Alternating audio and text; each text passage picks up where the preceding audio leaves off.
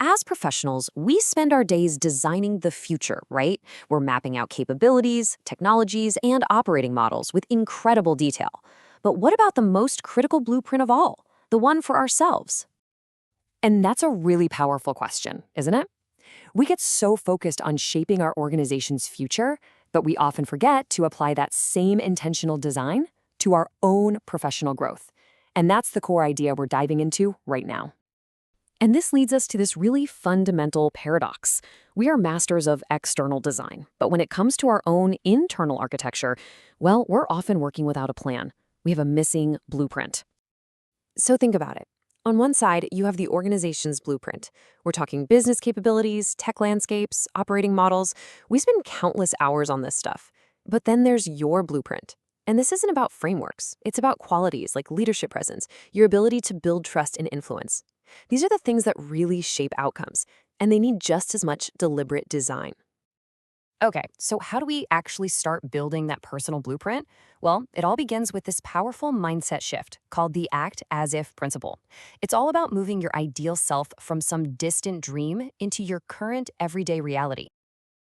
Most of the time, we think of our ideal professional self as a destination, right? It's the person we hope to become someday. The confident leader, the calm communicator, the trusted advisor. We see it as a finish line we'll cross eventually. But what if we just flipped that script completely? What if the strategy isn't to become that person in the future, but to start adopting that identity right now?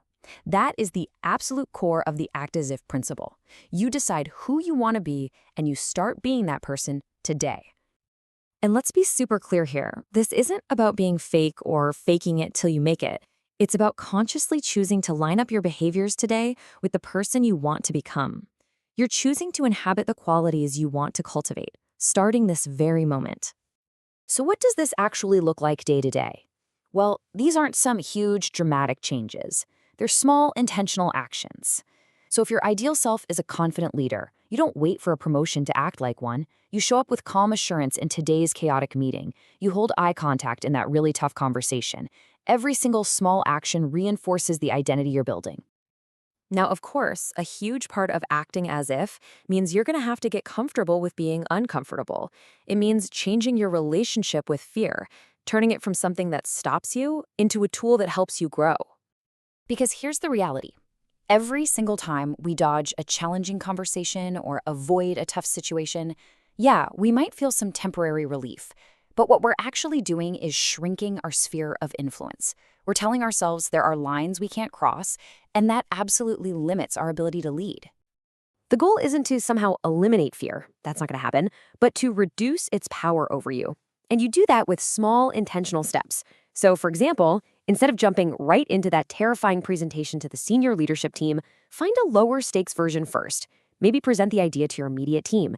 Just take that one manageable step. You'll build the competence and confidence that makes the next, bigger step so much easier. Okay, so this leads us right into the next critical piece of this puzzle, your relationship with failure. Because if you're stepping into discomfort, you are going to stumble. The absolute key is to see those stumbles not as mistakes, but as the raw material you need to build mastery. Think about it. After a tough meeting goes south, or a proposal gets shut down, what's the first question that pops into our heads? It's usually this one. We jump straight to self-blame, and we see the whole thing as just a negative. But acting as if demands a powerful reframe. Instead of asking, if it was a mistake, you ask a much, much better question. What does this teach me about becoming the architect I intend to be? Just that one question shifts your entire focus from blame to learning, and it turns every setback into a valuable data point for your own growth. See, this means those failures, they aren't just acceptable, they're necessary. Each one is a lesson that sharpens your judgment and builds the resilience you absolutely need to lead. They are the future assets you're acquiring right now, today. And that brings us to the ultimate takeaway here. The most important, most impactful architectural work you will ever do, it begins inside.